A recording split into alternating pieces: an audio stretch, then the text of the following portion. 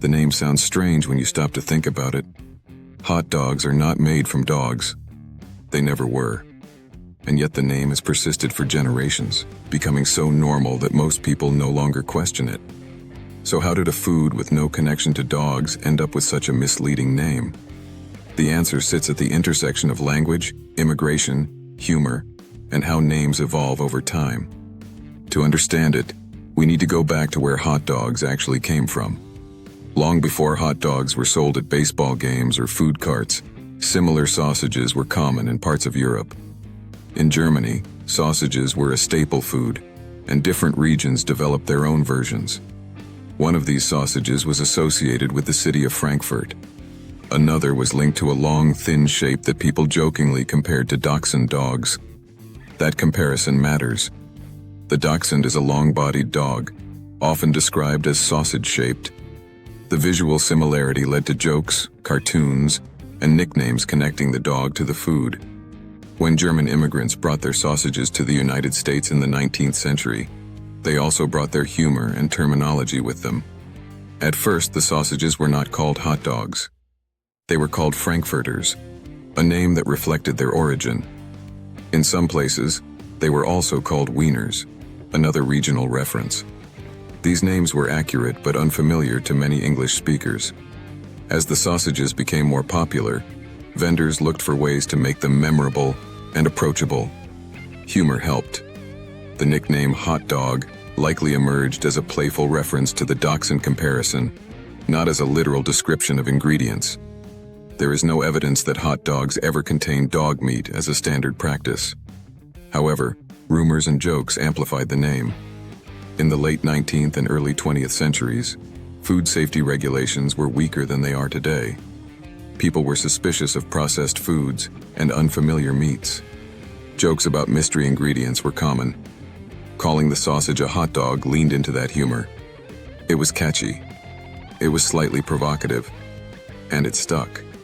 Another factor was accessibility. Frankfurter sounded foreign. Hot dog sounded simple and memorable. It fit the casual, street food image vendors wanted. Once a name becomes popular, accuracy becomes less important than recognition. Over time, hot dog became the dominant term, even though it described nothing about the actual contents. This kind of naming is more common than people realize.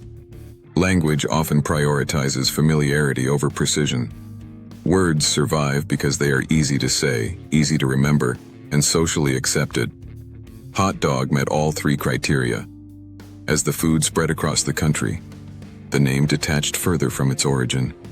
New generations grew up using the term without ever questioning it. Eventually, it stopped sounding strange. Another reason the name endured is that it was reinforced by culture. Hot dogs became associated with fairs, sports, and public events. They were informal, playful, and tied to leisure. The name matched the mood. No one expected precision from a food eaten at a ballpark. Once a word becomes embedded in cultural rituals, it becomes very difficult to replace. Even when more descriptive names exist, the familiar one wins. Interestingly, this process works in both directions. Many people assume that a misleading name must be hiding something. But in reality, it often reflects history rather than intent. Hot dogs are made from meat, seasonings, and preservatives, like many sausages. Their composition varies by producer and region, but dogs were never part of the recipe. The name survives because it no longer functions as a description. It functions as a label. This distinction matters. Labels do not need to be literal. They need to be understood. Another reason the name was never changed is regulation. Food labeling laws focus on ingredient disclosure, not product names. As long as ingredients are listed accurately, the name itself can be traditional or symbolic. That allows names like hot dog to exist without confusion at a legal level. Consumers understand the meaning through usage, not logic. There is also a broader pattern at work. Many foods have names that no longer make literal sense. Sweetbreads are not sweet. Rocky Mountain oysters are not oysters. Head cheese is not cheese.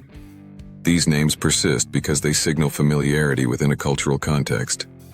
Hot dog fits perfectly into that category.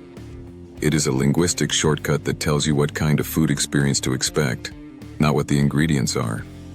Once you see it that way, the name becomes less strange. It is not a statement about contents. It is a historical artifact.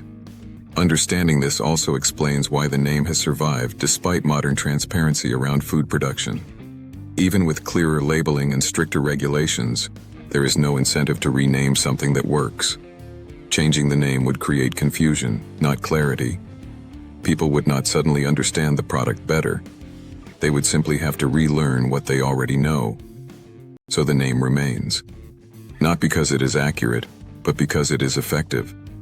Hot dogs are not made of dogs, but the name tells a story about immigration, humor, marketing, and how language evolves. It reflects a time when playful nicknames spread faster than formal labels. And once that nickname became normal, it stopped being questioned.